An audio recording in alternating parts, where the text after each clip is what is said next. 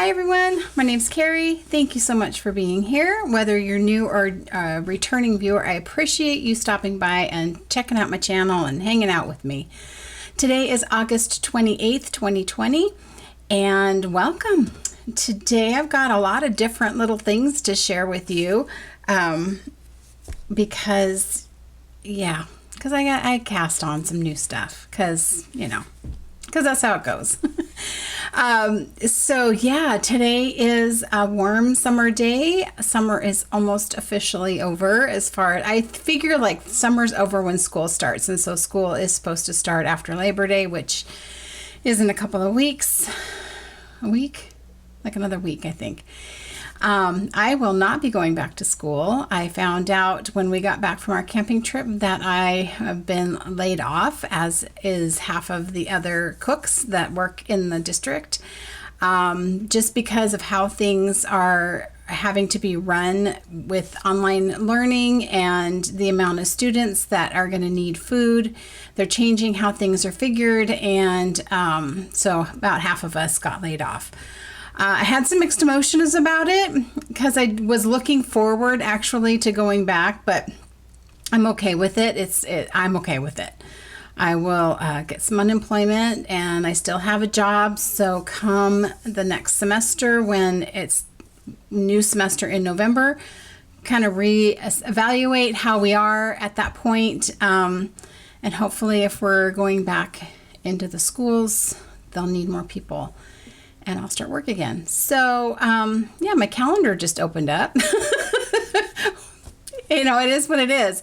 I don't need it to feed myself. So, I'm okay.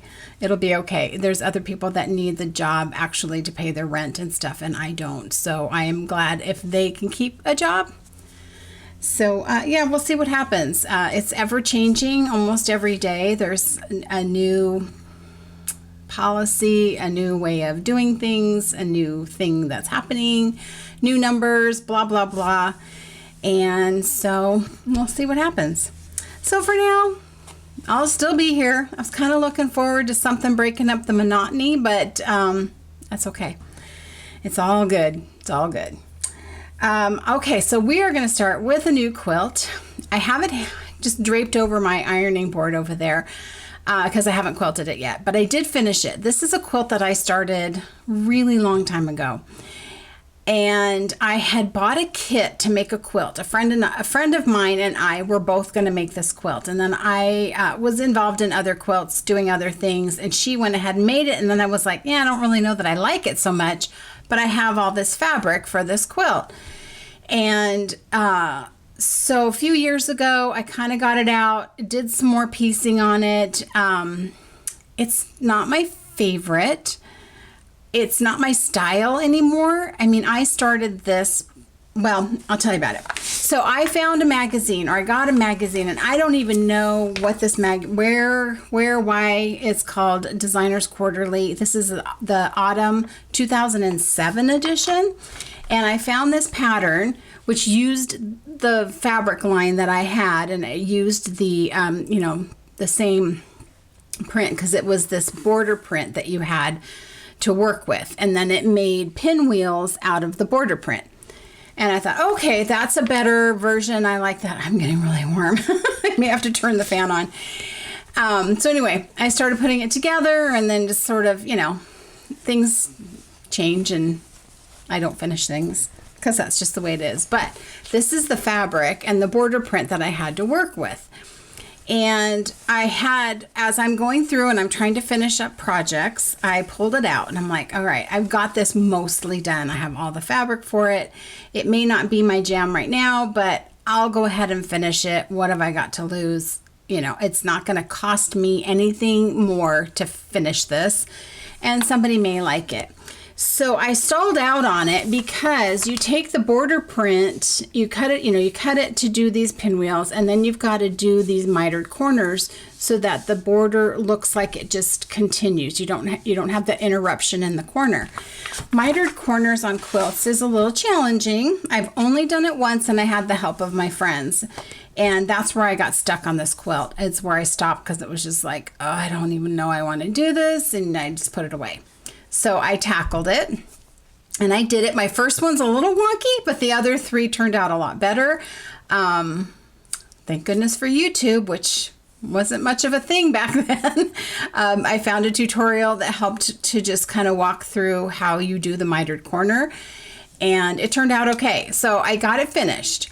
And then I got started on loading it on my long arm and kind of made a plan of how I thought I would quilt it, because it's got these big blank squares. And so I can do some, you know, cool feathers. I thought I'd do like a feathered wreath or something like that in it. And I started loading it, and then we got like super hot weather and I just wasn't into working on it. And then I got stalled out on it again. So I'm putting it out there that I am going to finish this. I've got the back loaded. I've got my batting cut. I just need to load it on and get started on it. But we went camping and we've got some other stuff going on. So that's going to be a new, it's a work in progress, but it's going to be a new finish here pretty soon. I'm determined to get it done.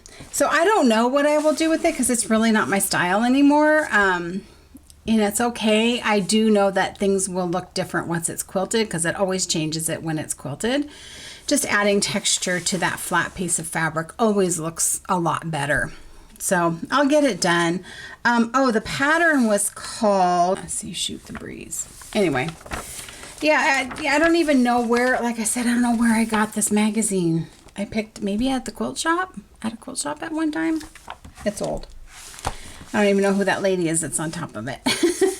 So that's all the quilting. I haven't been doing any piecing or anything. I tend to not do so much in the summertime up here in this space because it's warm. And so I tend to not spend a lot of time up here. As the weather cools off, I'll spend a lot more time in here. And it's even slowed down my spinning, because I have my spinning stuff set up here, which I can move, but it's just comfortable for me to do it up here, and it's warm, and I was finding it hard to spin because my hands would get sweaty and then the fiber wouldn't flow through my hands as easily. But I did finish a spin. I had this partially done the last time I recorded. This is fiber from Nanette Wakes that Leslie gave me for my birthday, called Hotsy Totsy. And it's like very summery. It's a very summery color, bright, like the pink is a neon pink. But I think it looks pretty good. So this is a Targhee, 100% Targhee. And this will go in my stash, as is everything else. I do have another Targhee that's, I think it was from Nanette as well, but it's more of a neutral. And I thought I might even try and knit something with the two of them, since the fiber will be the same. But so I'll have to find a pattern for that. But I don't know. Oh, I haven't washed this yet. That's why. I haven't washed it yet. And I found through Instagram, I follow Nancy, who is Wheel's wife, something like that. And she had said something about how she spun and counted up the yardage. And I thought, how do you count it? So she gave me instructions on how to properly a way of counting how much yardage you have. So I was counting as I was making it into a hank, and I would count how many rotations on my Swift, but there's tension on that, so I didn't feel like that was probably as accurate as it could be. So I guess what you do, or a way to do it, is you wash it, because that does change, you know, if everything kind of relaxes or scrunches or whatever it does. You've got your loop, you measure your loop. How did she do it? I'm going to instruct you like I think I know what I'm talking about. So you measure how wide your loop is. So say this is 30 inches. And then you take, so that you take your 30 inches, if that's what this is going across, and you take that times 2. So you get a rough estimate of how much it is to go all the way around. And then you take one side of it and you count how many strands you have and multiply that by, so this would be 60, because it's 30 wide, double it, so I count both sides. That's 60 times however many strands are on here should give me the amount of inches, and then you take that and divide it by 36 and you get how many yards. I kind of have to go back to her post when I want to do it. I need to write it down somewhere so I'll remember, but I'm pretty sure that's how you do it. So I need to still wash this and then I'll count it, but it is a fingering weight. And so it'll just be whatever it is. I don't know. Oh, you know what I could do? I've been wanting to make dotted rays. I've been wanting to make that. Aaron's talked about it before from Fiber Hustle, and he really enjoyed making the pattern. And who else? Kevin, I think, from Needles at the Ready made one and really enjoyed making it. Maybe I'll do that with this and then add that other strand. Maybe that would be fun. I may just have determined what I'm going to make with that. So that's really my only spin. I have not been spinning for weeks, just because I know that I'll get back into it once things cool down. But I did get my Fiber Club fiber. So I did a 3-month subscription club thing with Nest Fiber Studio, Nest something. And I got my August fiber, and that's the name. Port de Cans. Don't really know what that means, but that's the name. But I love the color, because now I had to braid it because it doesn't come braided. So excuse the the lumpiness, but isn't that going to be so pretty? I was really excited to get this color. Well, because it's got pink and it's bright and it's got like that lavender color in there, little pops of gold. That's going to be super pretty. So this is a superwash merino. That club is a superwash merino club. So superwash is always softer because of the process to make it superwash. My other club, and this is the last installment of it because I did cancel it, is from Into the World. And this is Vantage Point, and it's Cheviot, I think. Don't know anything about Cheviot. It's nice. It's a little more rustic feeling than superwash, but it's pretty soft. And it's a really pretty color. This reminds me of kind of a beachy vibe. I wish there was more of this blue. There seems to be a lot of this like tan color, but I think that's going to spin up to be really pretty. And we'll almost have sort of a sea beachy feel to it. So that'll be interesting to spin, because like I said, I don't know anything about it, which was one of the reasons why I wanted to do that subscription, because she had, you didn't know what you were going to get. So I liked that part of it, but it all tends to be more of the more rustic breeds or more rustic fibers, and I really do like the superwash merino. So that's the last one I'm getting from Into the World. You know, that's going to be beautiful too. I had made a video probably 2 or 3 weeks ago about the knit along, crochet along, make along, whatever. Well, no, knit along, crochet along mostly. I guess you could weave, so that would fit. But it's the Knit One and Done. Hopefully you've seen that. It is a knit along that I'm doing with, let's see if I can remember everybody, Nancy, and she is the dyer behind Trilogy Yarns. Her and her friend Kathleen have started a new podcast called On the Needles. You've got Kevin and Ray from Needles at the Ready, Chip and Aaron from Fiber Hustle, Scott and John from Sweet Tea No Shade, Cody from Cody Knits, me. I think that's it. Anyway, all the information is in the video. It's the one before this. It's it just gives you all the details. Basically, it's to make a project, a one skein project. Get some getting. Get some gift knitting going for Christmas to get kind of a head start. So pair of socks, hat, gloves, scarf, cowl, whatever that you can do with about a one skein amount, 50 grams or more, so it can't be like little kids' little socks. So and then we're each doing our own prizes. So I'm going to do 2 prizes, and I have information in my Ravelry group. I'm really upset with Ravelry, so I have to stick with it for right now, but yeah. Anyway, so one of my prizes is going to be a bag that I made. It's a little tote. And yeah, just a little tote for your one skein something or another. And I will also give a gift certificate, a $30 gift certificate to Trilogy Yarns, so somebody can do that. I'm only shipping within the United States, and I'm sorry that alleviates or takes out quite a few people, but I can't. I've tried shipping stuff overseas before COVID and before postage is, things are getting a little weird with that, and I don't have very good luck. It's very expensive, and I most of the time get it back eventually, like 2 or 3 months later. It never ends up getting to the person. So to just avoid that, I'm not going to ship.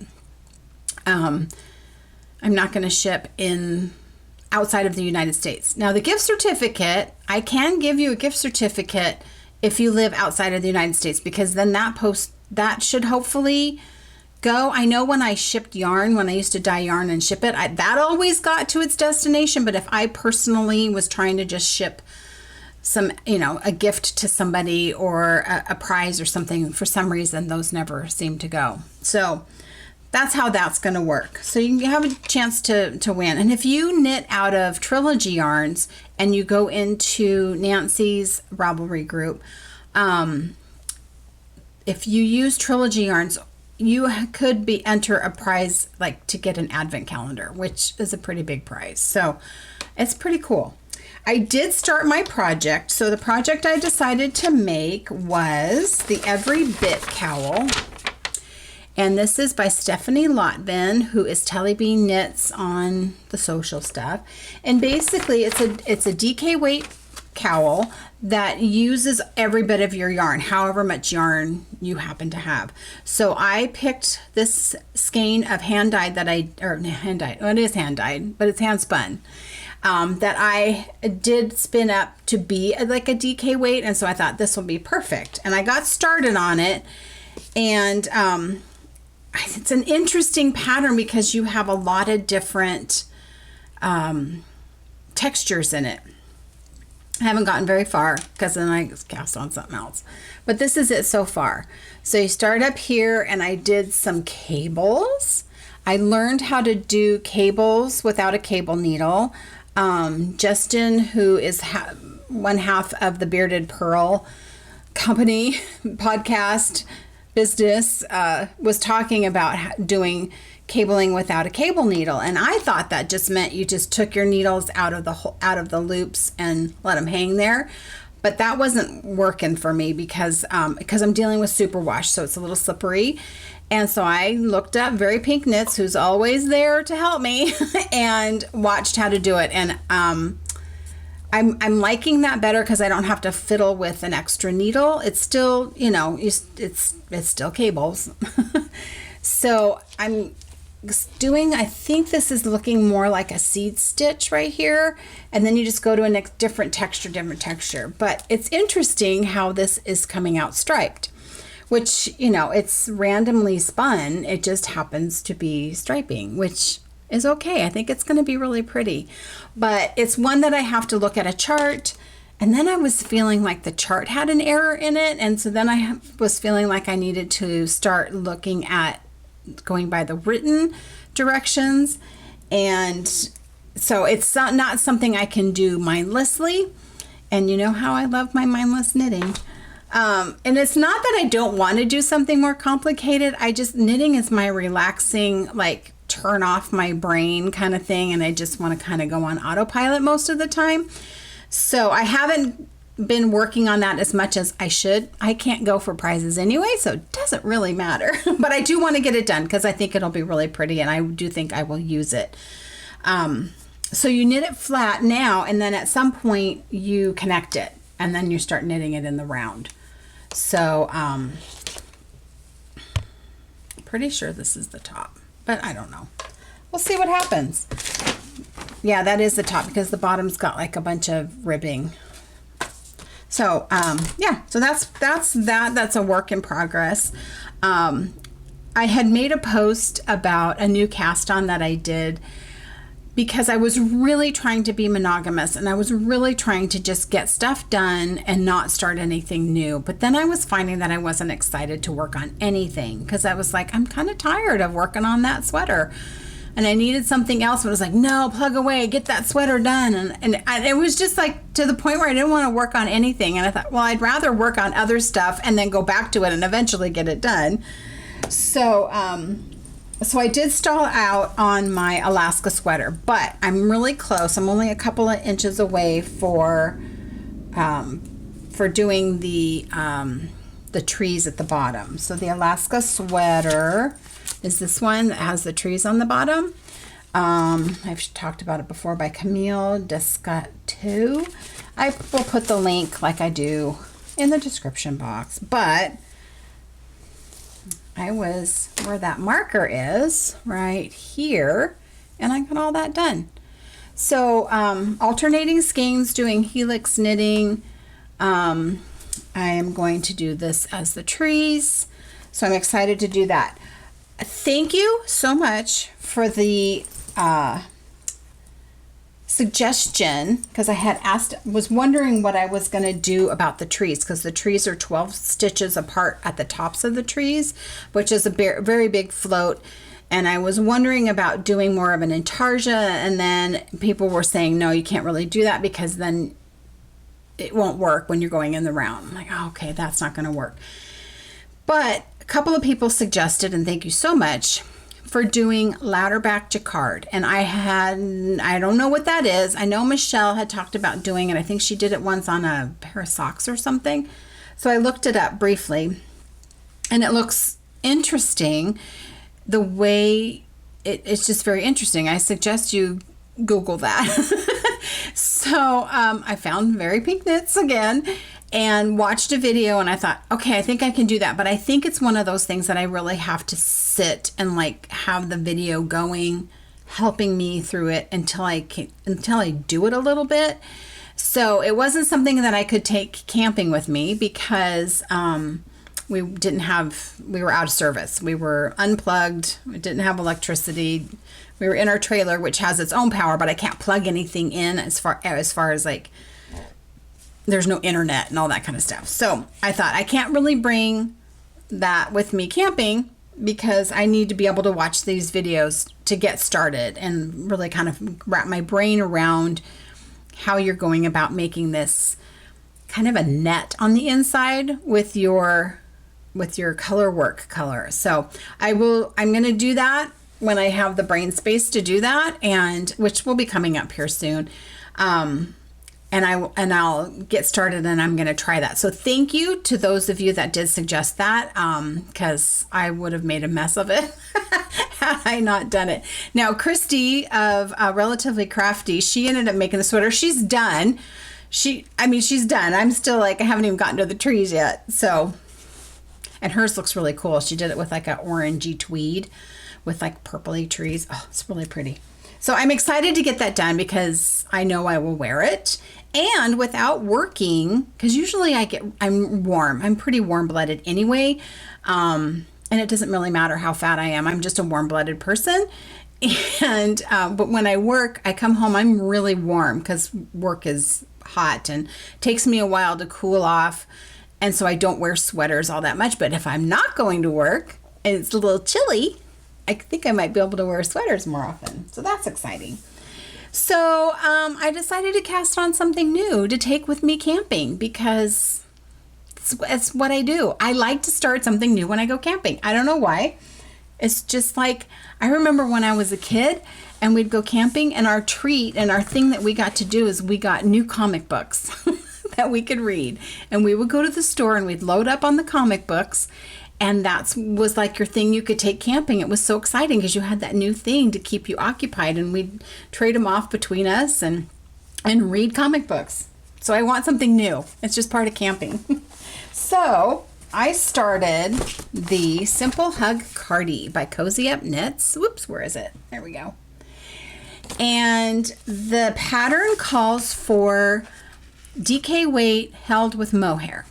But they give, whoever wrote the pattern of the four sisters, they give a really they give you information at the back of the pattern on how to figure, if you want to use a different weight of yarn, how to figure what size to make and what you'll do.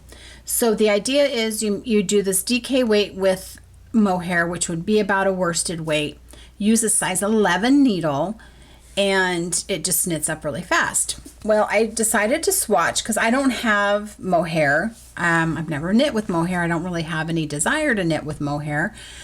And I didn't have any amount of DK weight, but I have fingering weight. So I'm doubling up fingering weight, and I'm really excited with how this is turning out. So let me show you what I'm doing. I want to call it a fade, but it's more of like an ombre, I think is how it's turning out. I had 3 skeins of this. This is something that I dyed back when I was dyeing, and it's on a sparkle base. So I have 3 skeins because I knew I'd want to make something really cool with it. So I decided I'm going to hold this throughout the whole sweater. But then I've got other colors that will go with it, and those other colors are fairly similar. So I started off with this one. I saved some to put into the sleeves. So doubling that up with this, and then the next color is this one, which is similar, just a little bit darker, but similar colors in it. And it is turning out so good. I have a third color, but I haven't gotten into it yet. So this is a color that I got in Alaska. So you can kind of see the scheme. They're very similar, but it kind of goes lighter to a little bit darker. And I thought, okay, cool. And then holding this with it all to keep it cohesive. And it's turning out really pretty. So I swatched because I didn't know what my weight ended up being with holding the 2 strands of fingering together. And so I thought, well, I'm not doing a worsted. I know it's going to be more like DK because it's the 2 strands of fingering. And so I thought, okay, let me try a size 10 needle. And I just didn't like how loose the fabric was. I thought that's just going to be stretched out and look saggy, and it's just not going to look good, especially because I'm using superwash yarn, which tends to stretch a little bit anyway. But I liked the fabric I got on a size 9. Now the pattern calls for you to get like 12 stitches to the inch. No, 12 stitches to the 4 inches. And I got 17. But with their handy little thing in the back of the pattern that tells you how to calculate like how many stitches you take what your stitch count is on your swatch, and find the size, or figure out the size that you want to make as far as like inches around, and then you, I don't know, this calculation that you do, then it helps you decide which size to make that will end up giving you the size that you will get. So that just sounded super complicated in my head. Where's my pattern? So I decided, so it's supposed to have like 12 to 14 inches of positive ease, something like that. Yeah, 12 to 15 inches of positive ease. I knew I didn't want that much. I feel like that would just be baggy and droopy, and I'd just look like a bag lady. I mean, like, I didn't need to look homeless on purpose. So it was just not the right style for me. But if I make it with like 4 or 5 inches of positive ease, then it's roomy, but it's not baggy. So I took my stitch count, figured out what size to make. I'm ending up making the size 6, which will give me actually the size 2 in measurements. I'm really, really happy so far with how it's turning out. So the bottom, you start at the bottom, it's bottom up. The ribbing this is the same color that I'm holding throughout, but it's on a non-sparkle base, but I had this navy blue that's on a sparkle. So I combined these two, and that's what's going to be, that's the ribbing, it's going to be the neckband, and it'll be the cuffs.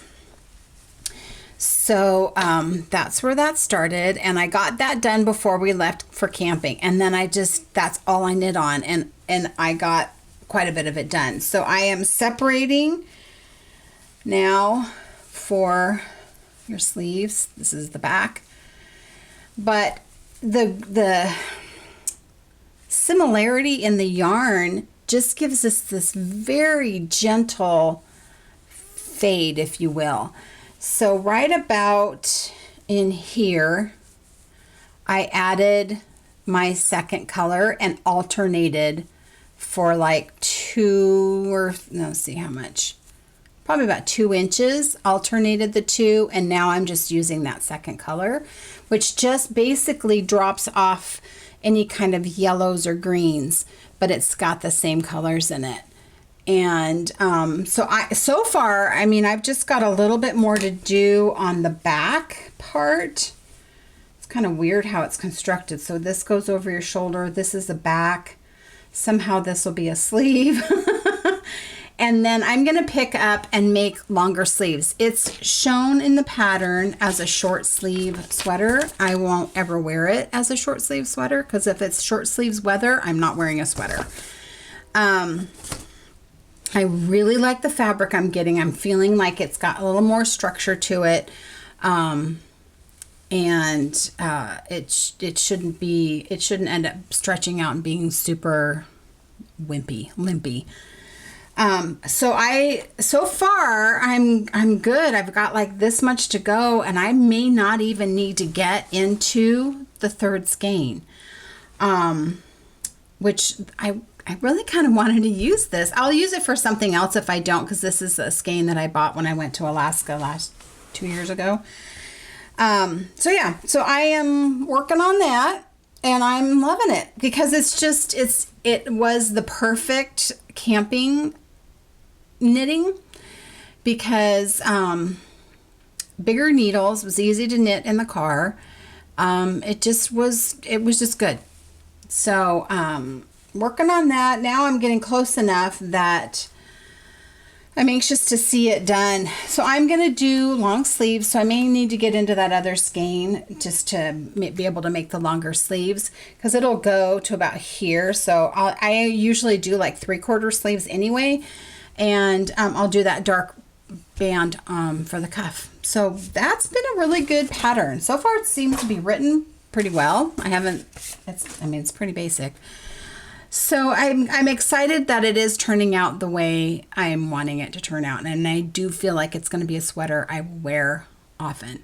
I may even, my plan, I'm going to do the sleeves so I can do the cuffs. So I know how much I have left of my cuff colors. And then I'm going to make the ribbing wider than the pattern calls for, because the pattern calls for it to be pretty narrow. And they did it striped, and I didn't want it striped. So here's a picture of what it looks like. I didn't want mine striped because the way it hangs, the stripes go like this, because you're doing stripes. So if your arms are out like this, the stripes are like this. But when you put your arms down, the stripes go down like that, and that just gives me like a really bad pear-shaped look.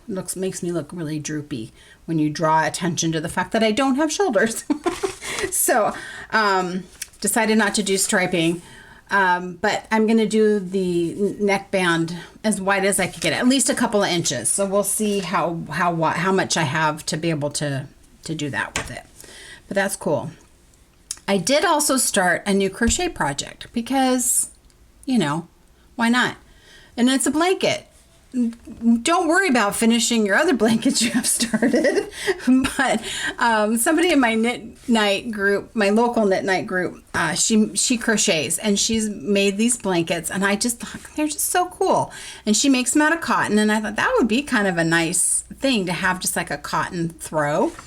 So it is the trio blanket.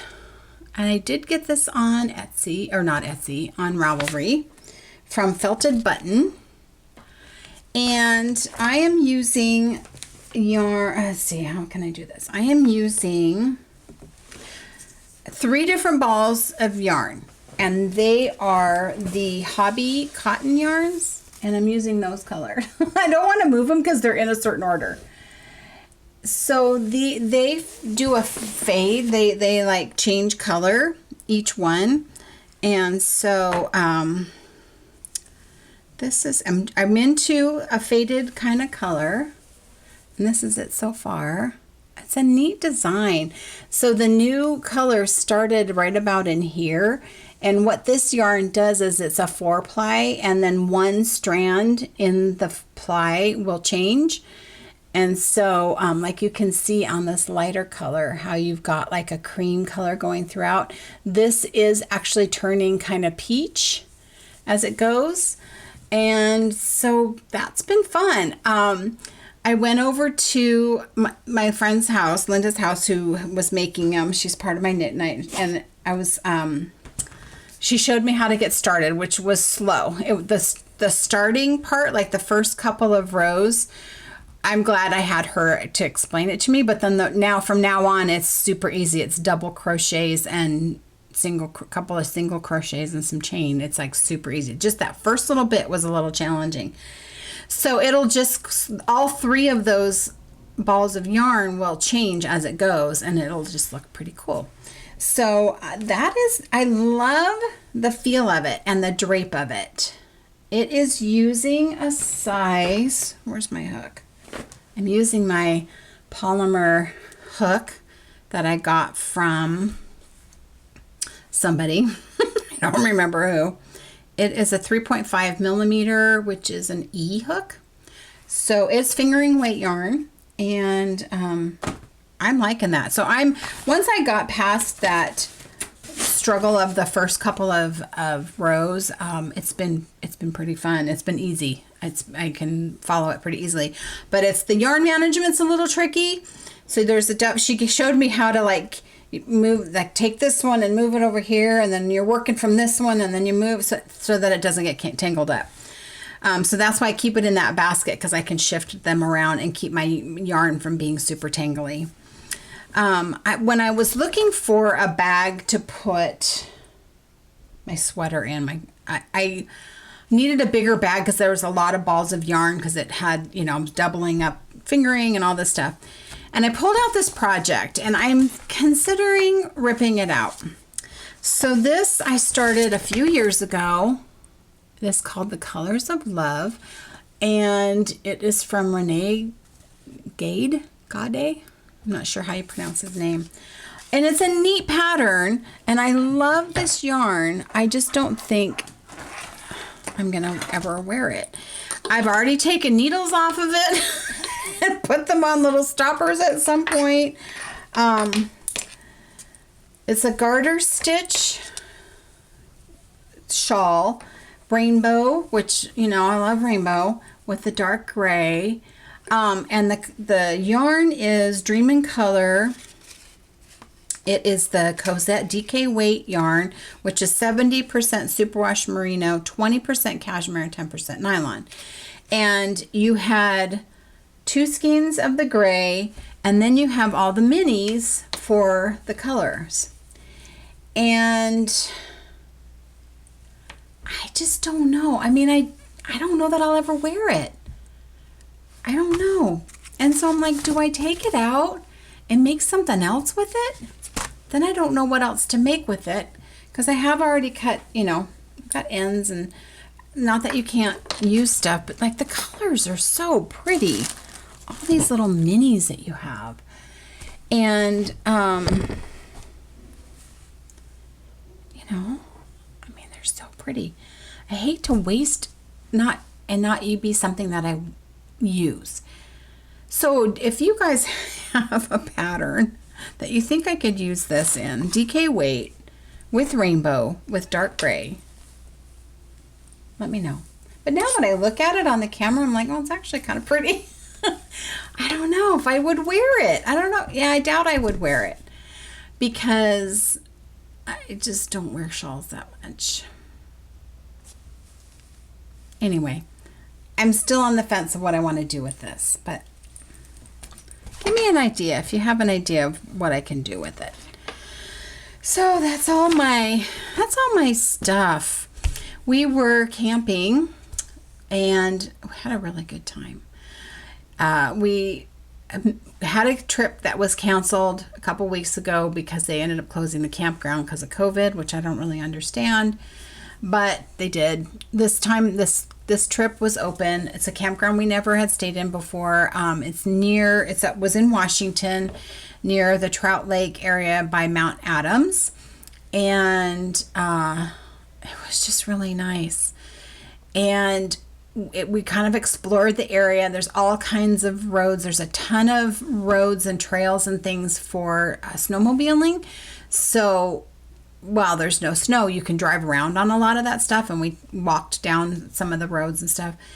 But we were finding that there was a ton of people. Now, I know more people are out camping. I know that people, because they can't travel, they're going out into the wilderness and camping and stuff, but it was huckleberry season, and that area is loaded with huckleberries, to the point where they even have commercial picking, and there's signs saying, we'll buy your huckleberries. So huckleberries and mushrooms. And so there was just people everywhere picking huckleberries, and we're like, we just want to be where there's no people and, you know, just go away. So we did pick some huckleberries. We did get on the trail and did a wonderful hike. I've missed going out and doing that. I've missed it a ton. And so the Pacific Crest Trail, or the PCT, goes through this area called, it's a wilderness area called Indian Heaven. And it's gorgeous in there. And we backpacked in there several years ago in the fall. And it's just gorgeous. Lots of little lakes all in there. And tons of huckleberries, and it was just really pretty. And we're like, let's just hop on the PCT there, and we'll do the trail through there. There's a lot of different trails that go into this wilderness area, but there's not as many huckleberries, so maybe there'll be less people. So we started walking, and it was just like you're just walking through the forest, and I literally could feel. It's like when your phone's dead and you plug it in and the little battery is like bloop, bloop, bloop, bloop, bloop. That's kind of what it felt like. It just felt like it was rejuvenating me, and I was just so happy. And it was a beautiful trail. A lot of parts of Washington in particular on the PCT are pretty steep. And I just hate going uphill. I know you have to go uphill to get to the top to have these gorgeous views, but I really hate going uphill. This had just enough. Go uphill a little bit and it'd level out. And then you go uphill a little bit and you level out. No bugs. It was just wonderful. Only a few people, and people were very cool about putting masks on as you passed. They were really, really good about it. But we didn't, we passed only a few people. And so there's an area kind of in the middle of this Indian Heaven wilderness area called Indian Racetrack.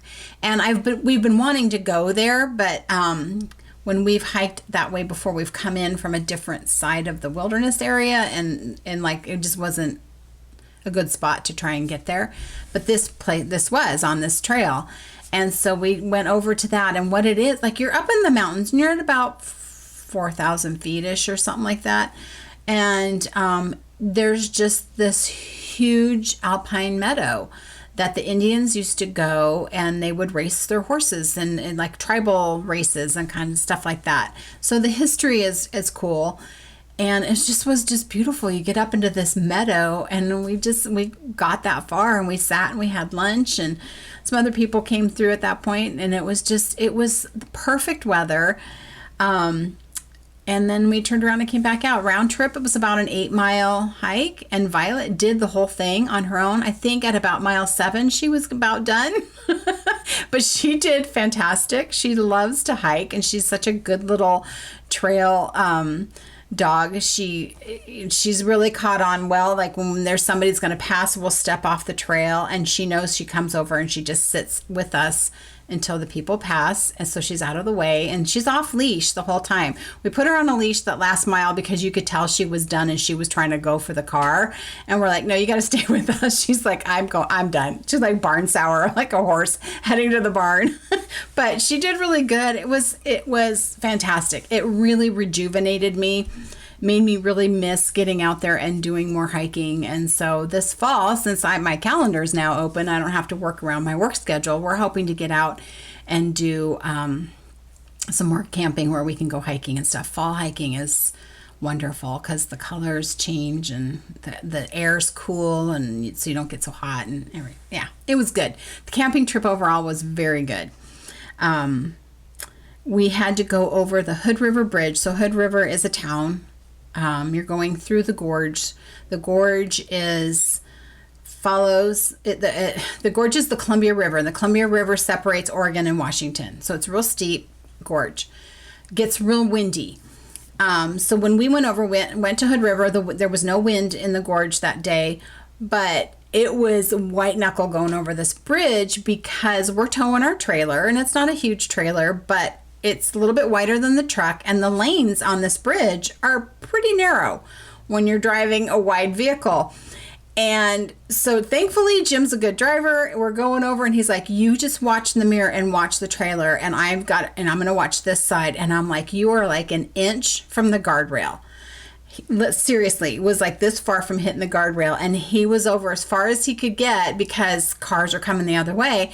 And then of course this guy comes with his truck with his super wide tires, like big huge wide tires, and it's like, oh crap. And it was like this much.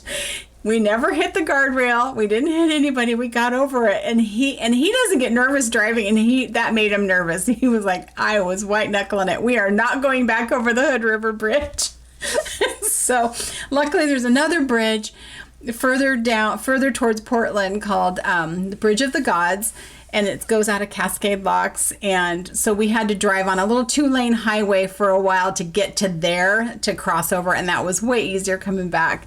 So if we go back that way again, we know not to go on the Hood River Bridge with the trailer because that was tight. It's like, whew, thank goodness he's a good driver. So that was the only like kind of funky thing that could have happened but didn't. So that was good. So I'm looking forward to maybe doing some fall camping because I need to do more of that. We need to do more. So that's really all I have been doing and got going and all that stuff. So yesterday was Jim's birthday. We're having some friends over tonight for dinner. So I got to run to the store, get some things. The boys are going to come over tomorrow. And so he gets like a whole, week of birthday celebration. So join our Knit One and Done KAL if you'd like. The information, like I said, will be down below. And I hope the end of your summer is going well. And those of you that have kids, I hope the school situation is working out for you. I know it's very challenging, and I'm really lucky that I don't have kids in school that I have to worry about. So hopefully you guys are doing okay. It's funky, super funky time. But one of these days it'll get better, right? So be well, be safe. Thank you for watching, and I'll catch you next time. Bye.